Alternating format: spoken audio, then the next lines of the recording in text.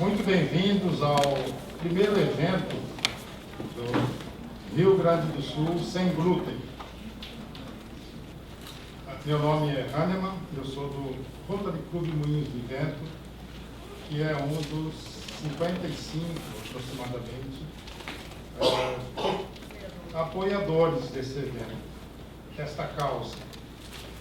Então, na presença aqui da senhora presidente da Associação dos Celíacos do Brasil, seção RS, a senhora Carla Paludo, nós damos início, então, a este evento.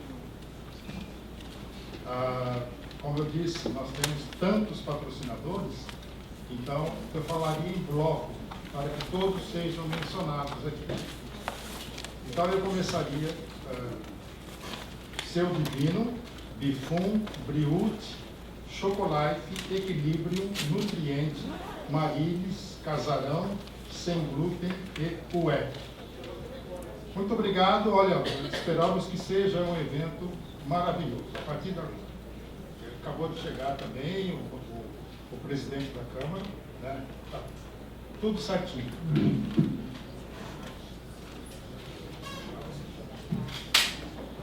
Então, bom dia a todos. Primeiro, desculpa esse pequeno atraso que nós tivemos.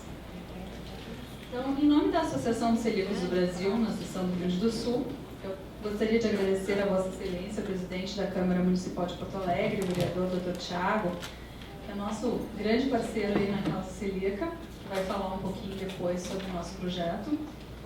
A Vossa Senhoria Vereadora Séfora Mota, a Assembleia do Rio Grande do Sul, né, que nos cedeu esse espaço para que o seminário pudesse ocorrer, aos nossos mais de 50 patrocinadores, foram muitas empresas e lojas do Brasil todo, para que esse evento pudesse, enfim, se tornar realidade, aos nossos palestrantes, que nós vamos chamar a seguir, a doutora Regina Rapa, a Elenise Corbari, a Denise Madi Carreiro e Márcio Figueiredo. Ao Rotary, que nos cedeu gentilmente, né, o nosso cerimonialista, a todos os voluntários, não foram poucos para que todos os eventos do RS Sem Glúten pudessem ser realizados, e a todos vocês, lógico, né, sejam celíacos, familiares, intolerantes, profissionais de saúde ou interessados no tema, né. Então aproveito também para convidar todos para que participem da mostra que vai ocorrer à tarde. Na mostra vamos ter não só a degustação, mas venda de produtos e alguns sorteios. E também vai ocorrer uma sessão de autógrafos com a Regina e a Denise, né? Esse evento ocorre das 14 às 18, aqui perto, não é 200 metros daqui no Hotel Everest, na Duque de Caxias.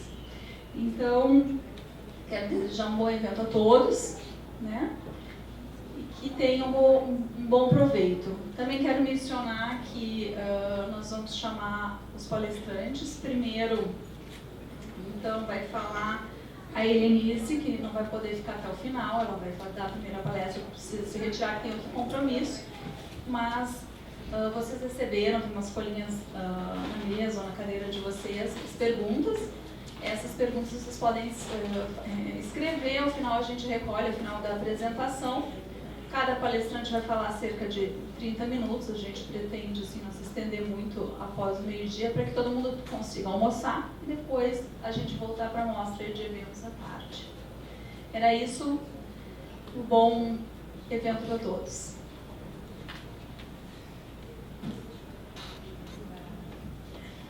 Quero agradecer a oportunidade, dar os parabéns pelo evento para a Carla, tem sido uma batalhadora nessa causa, ao Dr. Hahnemann, do Rotary, enfim, todos que estão aqui e que, sem dúvida nenhuma, são mais do que tudo militantes da causa. Quero dizer, então, que, só para me apresentar, eu sou médico, eu trabalho há 13 anos na região mais periférica da cidade, na Restinga, Extremo Sul.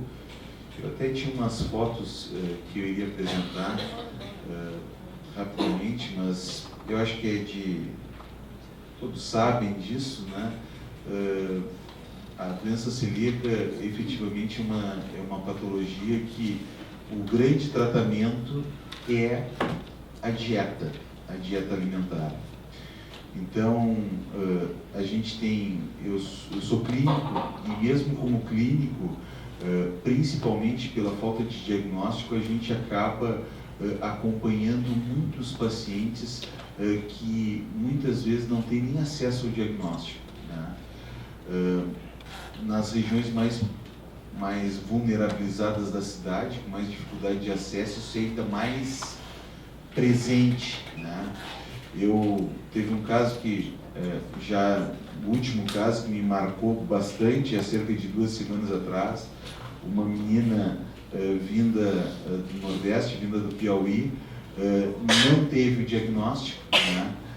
Uma franca desnutrição, chegou, como estão os sinais aqui, e já é de conhecimento de vocês, chegou bem letárgica, o humor já deprimido, com dificuldade inclusive de movimentação pelo grau de desnutrição, e antes inclusive de pedir o exame confirmatório, né, a gente já fez um diagnóstico presuntivo de doença celíaca e começamos já de imediato a orientação da dieta.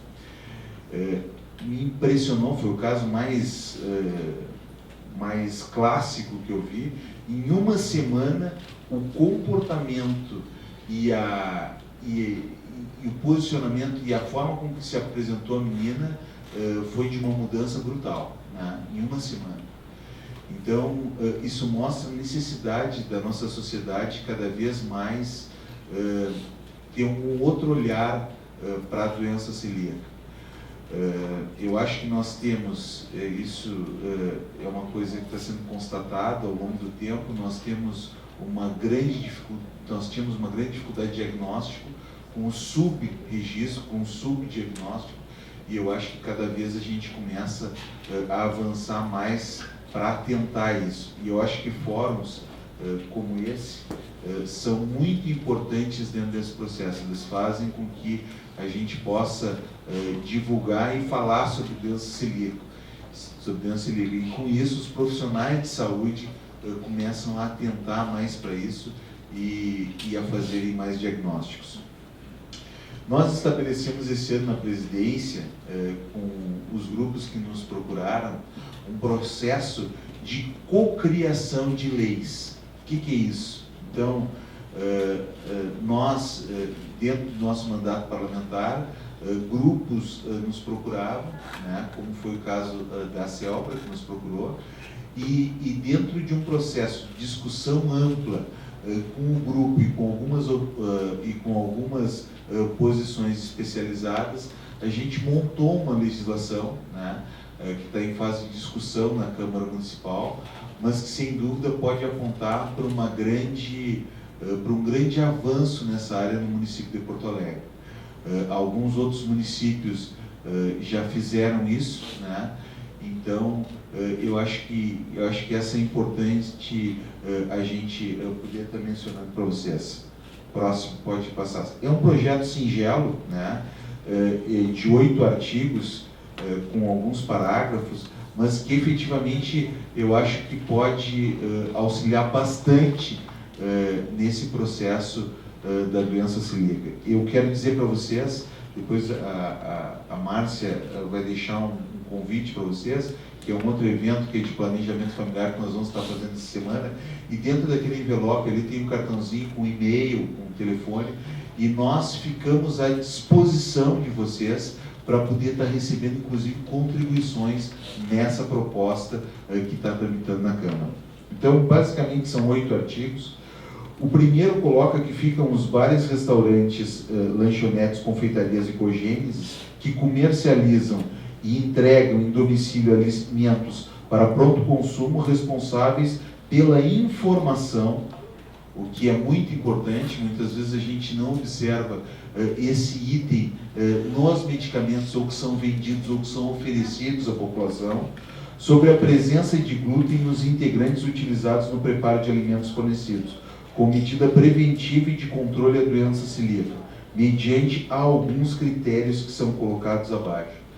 A gente observa a grande preocupação que muitos de vocês têm que é com relação à reação cruzada, né? Ou seja, fazer alimentos no mesmo recipiente que se utilizou para fazer outros alimentos, com trigo, com aveia, enfim, com qualquer um desses cogenes. Então, é importante que o restaurante, que o bar, que a lancheria, de alguma forma possa estar informando o seu cliente disso. Os estabelecimentos comerciais de que trata o artigo 1º devem utilizar um sistema de identificação individual no local de exposição de alimentos. Os estabelecimentos comerciais de que trata a presente lei vão ter um prazo para se adequarem à lei, né, de 180 dias. Né? Eu só estou lendo os artigos principais para dar uma ideia para vocês desse processo. Fica assegurado o repasse mensal através do programa socioassistencial próprio de cesta básica completa, composta somente por produtos isentos de glúten aos portadores de doença celíaca, desde comprovada a impossibilidade financeira de suprir as necessidades básicas da alimentação. Aqui, fazer um adendo, às vezes as nossas medidas assistenciais governamentais, sejam do município, sejam do estado, sejam federais, elas não contemplam a pessoa que mora na periferia, que é vulnerabilizada socialmente e que acaba tendo que receber essa cesta básica, não contempla os doentes celíacos. Então, esse paciente pobre, essa pessoa com mais dificuldade econômica, acaba sendo segregada duas vezes. Uma vez porque tem doença celíaca e outra vez porque é pobre.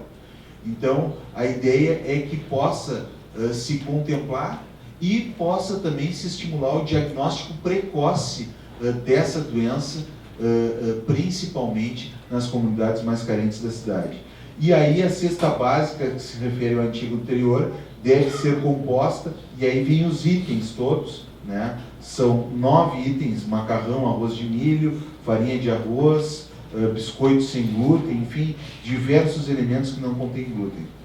Fica a cargo da Secretaria Municipal de Assistência Social o cadastro e distribuição das cestas básicas sem glúten, e os alunos da rede municipal de ensino portadores de doença celíaca deverão ter uma merenda escolar adequada de acordo com as necessidades nutricionais, cabendo à nutricionista a supervisão para o uso dos alimentos. Então, na verdade, é uma legislação que engloba a parte da iniciativa privada, e isso precisa ser discutido e costurado e amarrado, e é isso que tem se feito nas reuniões com a presença da CELBRA, com os sindicatos afins, no caso o Sindipoa, que é o Sindicato dos Bares e Restaurantes, para se fazer uma legislação que possa ser cumprida, né, que possa ser fiscalizada e ser cumprida, e no âmbito da assistência social, naquelas comunidades mais vulnerabilizadas da periferia, que acabam recebendo essas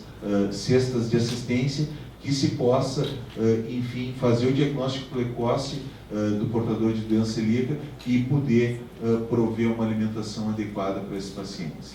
Isso não está nada pronto e acabado, né? A gente fez questão de trazer esse projeto e quer se colocar à disposição de vocês para receber as contribuições individualmente, mas principalmente através da associação, e que a gente possa, junto, se mobilizar para que isso realmente se torne realidade. Eu quero dizer que sempre que a gente muda um paradigma, e aqui nós temos a mudança de um paradigma, nós temos dificuldades. E para que isso efetivamente ocorra, não é necessário só a aprovação, mas a mobilização de todos envolvidos nesse processo. Então, é uma coparticipação efetiva de todos vocês. Então, quero agradecer aqui a oportunidade, me colocar à disposição e dizer que, tanto esse ano, na presidência do Parlamento Municipal, da Câmara Municipal, quanto o ano que vem, que eu saio da presidência dia 2 de janeiro, mas assumo a presidência da Comissão de Saúde e Meio Ambiente, nós vamos continuar pautando esse assunto. Mas precisamos, para que essas mudanças se tornem efetivas, precisamos, sem dúvida nenhuma, da participação de todos vocês. Muito obrigado, quero agradecer a oportunidade de me colocar totalmente à disposição.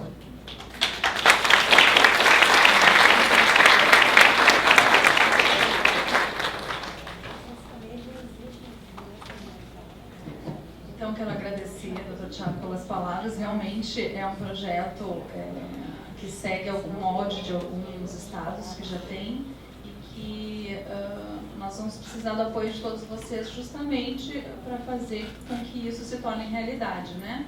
A gente sabe que uma cesta básica todo o processo, né? O diagnóstico é complicado, após o diagnóstico, a manutenção da dieta, o apoio e até a compra dos produtos, né? Para quem não tem condições. Esse exemplo. Bom dia a todos. Eu vim então. Bom dia a todos. Bom dia. Eu vim falar um pouquinho para vocês sobre os aspectos nutricionais do glúten. Tá? Queria perguntar se eu estou atrapalhando aqui. Não? Então tá bom.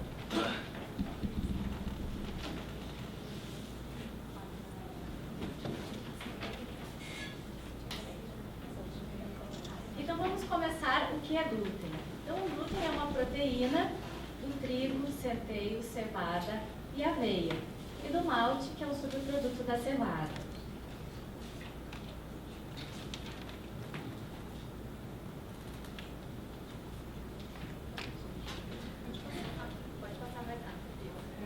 Então, ele é grande utilização na indústria de medicamentos, produtos de higiene, maquiagem, bebidas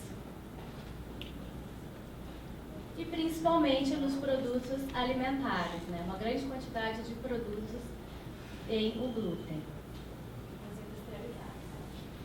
Então agora, o que seria a doença celíaca e a sensibilidade ao glúten, né? Qual a diferença que existem entre elas, tá? Tem uma ilustração aqui do intestino de uma pessoa que não tem a doença, com todas as suas vilosidades perfeitas, e do lado o intestino que tem as vilosidades danificadas, tá? Isso que acontece quando a pessoa tem os danos, os prejuízos no intestino, por isso os nutrientes não são bem absorvidos. A doença celíaca, né, chamada enteropatia sensível ao glúten, ela é uma enteropatia, ou seja, uma doença do intestino, tá? E ela é autoimune. O que significa? Que ativa o sistema de defesa do nosso organismo contra si mesmo, né? Então, por isso que acontece isso. As nossas vilosidades, elas são prejudicadas, acontecendo danos, e aí sim, a sua digestão e a absorção dos nutrientes são prejudicados.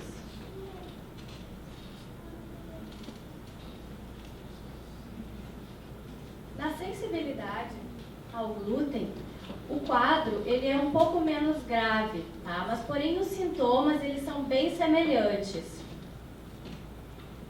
Por que acontece isso? Ele pode ser provocado devido ao consumo em excesso e desproporcional, principalmente do trigo em relação aos outros cereais que possuem glúten. Como atualmente muitos produtos industrializados estão sendo usados devido à correria da vida moderna, né? A gente precisa de praticidade, então a gente acaba consumindo em excesso produtos que têm glúten. Eu gosto sempre de mostrar essa ilustração, né, do iceberg, que mostra a parte de cima que a gente vê, né, em cima da água, são as pessoas que têm o conhecimento da doença, e a parte de baixo, que é a grande maioria, não sabem, não são diagnosticadas e às vezes ficam anos, né, tendo os sintomas e não sabem nem porquê. E quais são esses sintomas então? Podem ser variados. A pessoa pode ter a doença e não apresentar nenhum sintoma, pode ter a doença e apresentar alguns sintomas, ou podem apresentar quase todos. Tá? Isso vai depender de cada organismo, a resposta de cada um. esses sintomas, então? Cansaço, fraqueza, obesidade, cólicas, imunidade baixa, enxaqueca, depressão, entre outros. Tá? E o tratamento para a doença celíaca? Exclusão de alimentos e preparações que possuem glúten, para aumentar a qualidade de vida e ter um funcionamento do organismo de maneira perfeita, tá? E desaparecendo os sintomas. Porém, se a gente continuar comendo alimentos com glúten e preparações que o contêm, ou com contaminação cruzada, que foram feitas em processadores de alimentos que tinham glúten, pode-se aumentar o risco das doenças, né? Entre elas, tireoide, dos rins e até o câncer, e os sintomas eles não vão desaparecer. Já a sensibilidade ao glúten, como ela não tem um caso, não é tão grave assim, apenas com a diminuição do consumo do glúten, a gente já consegue ter um resultado para amenizar os sintomas, né? E isso também depende do grau que a pessoa tem dessa sensibilidade. Então é sempre bem importante procurar um profissional para que seja feita essa avaliação. Em relação ao glúten, né? A fração proteica de cada alimento que possui glúten, ela é diferente. Então, o que a gente tem? No trigo, a gente tem a gliadina. Na cevada, a ordeína. No centeio, a secalina. E na aveia, a avenina. O que acontece? Quando a gente ingere um alimento que tem glúten, a digestão é feita através das enzimas e elas são quebradas em frações proteicas. E aí cada uma reage de uma maneira no nosso organismo. A gliadina, ela é uma proteína de difícil digestão. Ela é a do trigo, é a que mais a gente tem que ter cuidado. Ela vai aumentar a permeabilidade intestinal, riscos de doenças, ela está diretamente ligada à obesidade, aumenta a resistência à insulina, a diminuição da absorção do cálcio, pode provocar a sensibilidade ao glúten, entre outras patologias. A ordeína e a secalina, a gente tem poucos estudos a respeito, porque o seu consumo ele é menor, né? Então tem uma dificuldade de avaliar essas proteínas, essas frações proteicas. A avenina, a gente tem uma notícia boa, né? Que ela é a que mais tem melhor digestibilidade, né? Então, assim, ó, quem tem a doença celíaca não pode consumir, mas quem tem a sensibilidade, em alguns graus, até pode continuar comendo aveia. Isso a gente faz uma avaliação para saber. Já no planejamento nutricional, então, o que é importante a gente buscar? O equilíbrio entre a quantidade e a qualidade dos nutrientes. A classificação dos alimentos, né, entre energéticos, construtores e reguladores. Fazer a retirada do glúten. Cuidar para que a ingesta de nutrientes seja adequada para cada organismo, né? Então, através do peso, altura, necessidades de cada pessoa, né? A gente vai fazer com que o plano alimentar seja adequado. Tá? E utilizar os substitutos alimentares, que são os alimentos que não possuem glúten, para substituir aqueles que possuem. E quais são esses substitutos, então? Aí vem aquela pergunta, né? E agora, doutora, o que eu posso comer? Então, vamos ver o que a gente pode comer. Os cereais, que são ótimos fornecedores de energia, carboidratos e proteínas. Entre eles a gente vai ter o arroz, farinha de arroz e seus derivados. E aí entra o trigo sarraceno. Ele não é um cereal, apesar da gente tê-lo como um cereal em substituição do arroz. Na verdade, ele é uma semente. Tá? mas a gente pode substituir, ele é muito nutritivo, tem bastante proteína. E esse nome trigo sarraceno não estaria adequado porque ele não é nem trigo, ele não possui glúten. No milho, a gente vai ter os seus derivados: fubá, farinha, o amido, flocos, pipoca, entre outros. As massas, que agora na nossa indústria a gente tem aquelas produzidas com arroz, com milho, né, com mandioca. Os tubérculos, que são as batatas, féculas e farinhas. Tubérculos e raízes, cará, inhame, araruta, que podem também ser feitas as farinhas, né, dentro da nossa alimentação. As raízes, a gente encontra então no aipim, na mandioca, né, que são a fécula, a farinha, a tapioca e os polvilhos. As leguminosas, que vão fornecer carboidratos, proteínas, vitaminas e minerais. Entre elas a gente encontra todos os feijões, né? Preto, branco, azul, tá? Ervilha, a lentilha, o amendoim, o grão de bico e a soja. Já nos leites e derivados, nós podemos encontrar as fontes, que são ricas em cálcio e proteína, através dos leites integrais, leite em pó, desnatados. Os queijos, a gente dá preferência aos frescos, né? Queijo Minas, por exemplo. E nos requeijões, a gente tem que ter muito cuidado, porque às vezes na sua composição pode ter o glúten, né? Então sempre olhar o rótulo.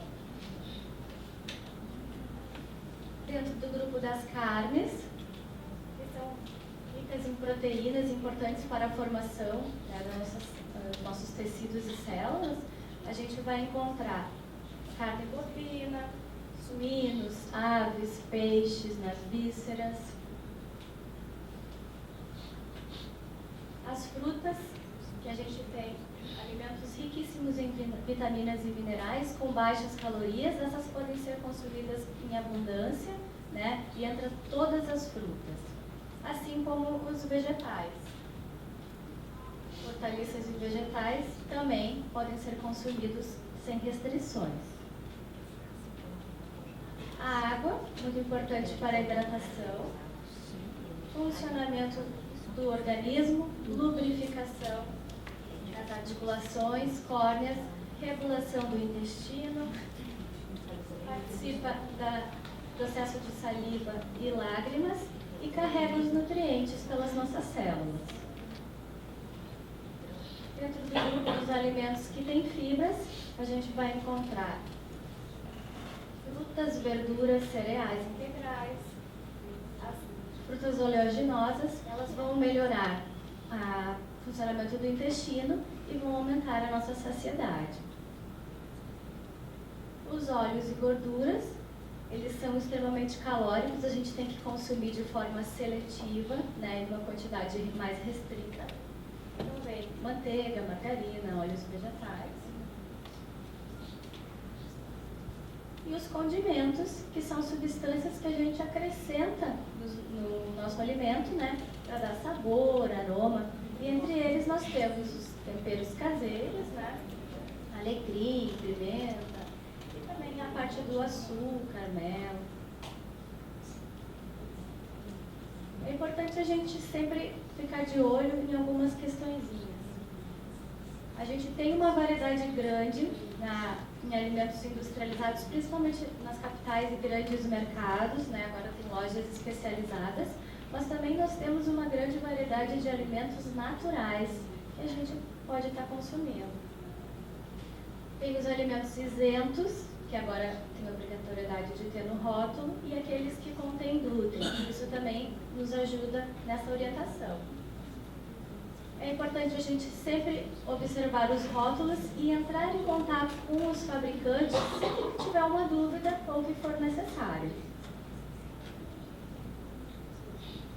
Tem alguns produtos que a gente deve ter um cuidado maior, que é o malte, extrato de malte e o xarope de malte, que contém glúten por serem subprodutos da cevada. A soja. É importante a gente observar, quando for extrato de soja, isolado proteico ou proteína de soja texturizada, pode ser consumido sem problema nenhum. Porém, se for proteína vegetal texturizada ou hidrolisada, como diz vegetal, é possível que tenha uma contaminação e até o uso de algum alimento com glúten na sua composição. Então, essa é bem importante a gente cuidar. E também o amido ou amido modificado, quando não se especifica que é amido de milho. Então, entre em contato com o fornecedor e também pode ser que tenha usado o trigo nessa composição. Eu agradeço a todos pela atenção. Fico aberta para maiores esclarecimentos, deixando o meu contato, né, meu telefone, meu site, meu e-mail. E um bom dia e uma vida saudável para todos.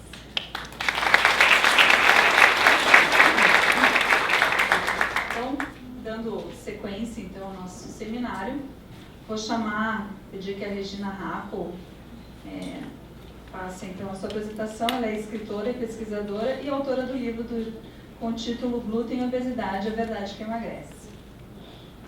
Bom dia a todos.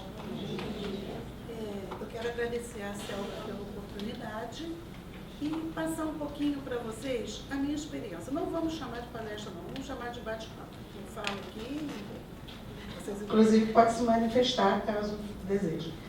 O glúten, eu não sabia o que era. Eu era apenas uma pessoa que vivi num grau de obesidade acima dos 90 quilos durante quase toda a minha vida. E comendo mal, totalmente viciada pelos piores alimentos e uma grande consumidora do trigo. Acontece que, por volta de 2006, mais ou menos, eu comecei a apresentar um quadro de falta de memória. Nesse ponto, eu já tinha passado por todas as dietas, tentando emagrecer, as mais absurdas. Eu conto isso no meu livro, porque o meu livro é a minha história. Mas, desculpe, em 2006, quando eu me vi com uma certa falta de memória, aquela história de esquecer a chave, esquecer o horário, ser chamada a atenção pelo meu filho, que foi o que me startou o problema, mamãe, toma cuidado, você está perdendo a memória, o que está havendo. E como eu trabalho com grupos de mulheres há mais de 30 anos, ministrando curso na minha área, eu fiquei muito preocupada. Se eu perco a memória, como que eu vou exercer meu trabalho? E como todo o corpo, a maioria, é viciado em alimentos, eu fiquei pensando, talvez, quem sabe, na área de alimentação, eu encontre alguma coisa que possa ajudar a minha memória. Vai que encontro, né? E comecei as pesquisas. E mal tinha começado, eu encontrei pesquisadores europeus que indicavam a retirada do glúten para o portador do mal de Alzheimer. Isso, para mim, foi um espanto, entre outros, né? Por exemplo, o meu maior espanto foi porque o Alzheimer, para mim, era uma doença que acometia pessoas muito idosas, quando não é verdade. Pessoas na casa dos 40 anos já podem estar apresentando, em certo grau, um possível quadro de Alzheimer. Vai se desenvolver ao longo desses anos e, quando visto assim, bem no início, é muito bom, porque os médicos têm como ajudar essa pessoa mais efetivamente. E eu logo pensei, se a retirada do glúten para o portador de mal de Alzheimer vai ajudar essa pessoa a ter uma qualidade de vida melhor, logo, quem sabe, isso eu leio, eu posso pensar o que eu quiser, retirar o glúten da minha alimentação vai ajudar a minha falta de memória. Simples assim. E eu resolvi fazer a minha experiência. Eu pensei alguns alimentos, no início eu me apavorei, a história do que tirou o glúten, vou morrer de fome. E nesse período, então, eu era uma pessoa muito controlada. Eu só fazia uma alimentação diária, uma refeição. que começava quando eu acordava e terminava quando eu ia dormir. Mas era uma só. Né? Entre biscoitinhos, pãezinhos, bastante café, pouco feijão e arroz, que ninguém é de ferro. Feijão e arroz, que é isso? Minha mãe já não está mais aqui, não me obriga mais a comer. Enfim, felizinha da vida, vivendo as minhas experiências de vida, embora nesse momento já não fazia questão, fazer o quê? Tentei emagrecer a vida inteira, não consegui, agora então eu vou comer.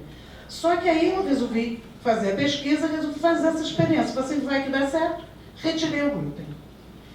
Fui daqui, fui dali. Helenise entrou nesse momento, porque eu fiz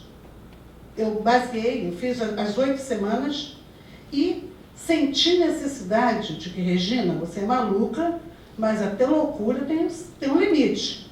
Vamos chamar uma nutricionista para dar uma olhada nisso aí, porque afinal de contas também eu não quero adoecer. E Helenise achou que estava bem, colocou um ou outro alimento que eu não tinha colocado, como feijão, por exemplo. E eu comecei, a partir dali, a fazer a tal da dieta, na esperança de melhorar a memória. Como foi a minha surpresa, que logo nos primeiros dias aconteceu um fato curioso. Helenise frisou bem, Regina, só não esqueça de uma coisa, faça 6 refeições diárias, pequenas, mas faça, para você nutrir o seu corpo. A retirada do glúten não tem problema algum, pode se retirar à vontade, ele não é elemento-chave, nunca foi de sobrevivência para ninguém. Aqui, um adendo, um parêntese, o trigo, ele é um alimento bíblico. Eu tenho a impressão, e logo quem está falando é a lei, e eu posso falar o que eu quero, então depois vocês me batam lá fora, mas eu tenho a impressão que aquele trigo bíblico não fazia mal. Não fazia mal. Exatamente. Eu já tenho nutricionista aqui do lado, falando que eu não estou falando tanta bobagem assim, sorte de vocês, mas eu tenho certeza disso. O que aconteceu com o trigo? Modificação do grão e o excesso também de consumo. Cá entre nós, o excesso de consumo, ele aumenta esse problema no organismo. Mas a questão do trigo é realmente uma coisa contemporânea. Ao longo de uns anos para cá, realmente, cada vez mais se vê alergias alimentares, se vê o efeito maléfico do glúten em várias doenças, dentre elas a celíaca, mas tirando a celíaca, vários outros tipos de doenças. Comecei a esquecer de comer. Tomava um cafezinho, comia um biscoitinho de polvilho, que foi o primeiro que apareceu na frente sem glúten. Eu ainda não tinha feito pesquisas alguma sobre como melhorar essa situação. Pão sem glúten era difícil de conseguir, enfim. Estávamos em 2007. E fui parando de comer. Simplesmente não tinha tanta vontade assim. À noite, não tinha. E os amigos começaram a falar, Regina, você está emagrecendo. Olha, foi preciso realmente que os amigos falassem, porque eu não estava percebendo. Eu simplesmente, de cara, perdi mais de 20 quilos. E ao perder mais de 20 quilos, uma coisa sucedeu. Eu estava muito mais energética. Eu estava muito mais disposta. Eu, desde que entrei na menopausa aos 49 anos, eu sou hipertensa. Desculpem. E eu comecei a perceber que a minha pressão estava dentro da normalidade. Eu nunca me senti tão bem. Conforme eu ia perdendo peso, melhor eu estava me sentindo. E eu comecei a perceber que tinha realmente a ver com a retirada do glúten. Era impossível não perceber isso. E as 8 semanas se passaram, eu continuei sem usar o glúten e cada vez mais com um efeito muito bom. Eu senti que a minha compulsão desapareceu, eu percebi que era compulsão, eu comia compulsivamente e isso foi aos poucos desaparecendo. Eu estava vivendo o paraíso. Nesse momento, meu filho me falou, mãe, eu já sou autora de alguns livros na minha área, que é sexualidade. Meu filho falou, mãe, por que não conta essa história num livro? Se fez bem para a senhora, pode auxiliar outras pessoas. Assim surgiu a ideia de passar essa história toda para o livro, que é o Glúten e Obesidade, a Verdade que Emagrece, que é, sim, o livro que deu origem às dietas sem glúten no Brasil. Eu falo isso com toda certeza, porque quem tiver essa dúvida é só pesquisar se havia algum tipo de dieta sem glúten sendo aplicada, lógico, tirando um ou outro caso, mas maciçamente, antes de 2008, não se falava disso. Depois, sim. No início, eu passei por tudo que podia passar de calvário. Pessoas me ligando, inclusive da área de saúde, falando que eu era uma irresponsável, que eu estava orientando as pessoas a não consumir carboidrato, e sem carboidrato as pessoas iriam ficar sem energia, consequentemente iriam adoecer. Eu ficava surpresa, porque até onde eu sei, todas as outras farinhas sem glúten são carboidratos. As raízes, enfim, os alimentos, os legumes são carboidratos. Eu não estava dizendo para ninguém parar de comer, de maneira nenhuma, eu só estava falando a respeito do glúten. Isso veio seguido também do melhor de tudo. Os e-mails dos leitores do meu livro. Muitos falaram que se descobriram celíacos depois da leitura do meu livro. Porque eles se identificaram. Porque, como eu falo, eu não falo no livro só da obesidade, eu falo de outras doenças, também da doença celíaca, mas também de outros casos, e de uma coisa muito ruim, que acomete muita gente. É o mal de não sei o que tenho. Eu não sei o que tenho, mas eu sofro muito, eu estou mal, eu sempre estou mal. E, em virtude desses sintomas, essas pessoas buscaram atendimento melhor, médico, insistiram para que fossem feitos exames e se descobriam celíacos. E aí eu posso dizer para vocês, não há coisa melhor no mundo do que uma pessoa que sofre desse mal, não diagnosticado, se descobrir celíaco. A mãe de uma criança chorosa, numa palestra que eu dei, ela veio para mim e falou assim, tem um mês que eu descobri que meu filho é celíaco. E ela chorava. Meu filho é louco por bolo, ele adora bolo. E ela soluçava. Mas seu filho pode continuar a ser louco por bolo, porque existem bolos sem glúten. E outra coisa, fique feliz, pare de chorar, comece a agradecer ao Criador, comece a agradecer ao médico que fez o diagnóstico, fechou esse diagnóstico, seu filho está salvo. Corre risco de vida, ele corria antes de descobrir. Agora ele está salvo. Então, a partir daí, eu fui podendo orientar pessoas e fui ficando cada vez mais feliz. Muita gente sofrendo de compulsão alimentar e conseguindo colocar essa compulsão no seu devido lugar, né, devidamente controlada, através da exclusão do glúten. E aí, veio uma coisa para eu falar para vocês, que eu não pensei que eu fosse falar isso nessa palestra, porque aqui muda um pouquinho das outras que eu dei até hoje. Em maio passado, eu peguei algo que foi considerado uma pneumonia. Fiquei mal. Passei de um antibiótico para outro, inclusive remédios fortíssimos, e nada, eu não melhorava. Nesse momento, eu fiz uma coisa ruim comigo mesma. Eu estava muito mal, eu estava irritada e voltei a consumir o glúten.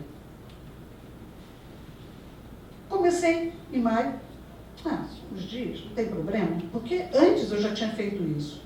Eu, desses anos todos, não fiquei totalmente sem glúten. Uma vez ou outra eu consumia alguma coisa com glúten, mas tinha o cuidado de passar pelo menos um mês sem consumir, para não voltar à compulsão. Eu tinha esse cuidado. Mas em maio, sinceramente, aquele monte de antibióticos, não, vou consumir. E foi lá, e uma pizza. Depois da pizza, uma macarronada. E fui eu feliz da vida, porque afinal de contas, vai que eu morresse daquilo, eu estava achando que estava comendo aquilo que estava me fazendo falta, que não estava. Moral da história, vocês estão diante de uma mulher com 6 quilos a mais. que eu agora já parei, evidentemente, e estou começando a perder. 6 quilos de maio até agora. É um absurdo. Vocês estão diante de uma mulher que quase morreu de pneumonia e engordou. É um absurdo. Realmente, quem sofre de compulsão alimentar causada pelo glúten, cada caso é um caso, gente, procurem uma nutricionista, procurem um médico, façam as suas devidas avaliações, mas pensem bem, o que talvez o glúten fizesse menos mal, eu estou falando para quem não é celíaco, se nós não fizéssemos a loucura que a gente faz, porque pela manhã, pãozinho francês, na hora do almoço, um miojo correndo, porque afinal de contas a vida é muito corrida. Durante toda a tarde, um biscoitinho que não pode faltar na bolsa para mastigar qualquer coisa, à espera da pizza da hora da janta, do jantar. É isso. A alimentação das grandes cidades acabou virando isso. O salgadinho ali da esquina, tudo contém glúten. É um excesso. E isso acaba causando realmente todos os males que pessoas muito melhores preparadas do que eu já falou e vão continuar falando ao longo do tempo aqui. E o que eu queria deixar para vocês é exatamente isso. Compulsão alimentar causada pelo glúten se equilibra e realmente emagrece quem faz isso. A grande novidade que o meu livro Glúten, Obesidade, Verdade que Emagrece, quem quiser conhecer mais do meu trabalho, está lá no stand no Hotel Everest. Aliás, eu espero que vocês não deixem de ir, é importante até para vocês conhecerem a enorme quantidade de produtos que hoje já existe. Outra coisa que me deixa muito feliz, pessoas que me mandam e-mail dizendo: comecei um negócio sem glúten a partir da leitura do seu livro. Eu senti que faltava na praça mais produtos. Isso tudo me deixa muito feliz. Então, é o que eu tenho para falar para vocês. O meu site é o glutenobesidade.com.br, eu sou a Regina Rato, e foi um prazer muito grande estar com vocês aqui. E estou disponível aqui e lá também para qualquer pergunta que vocês querem me fazer.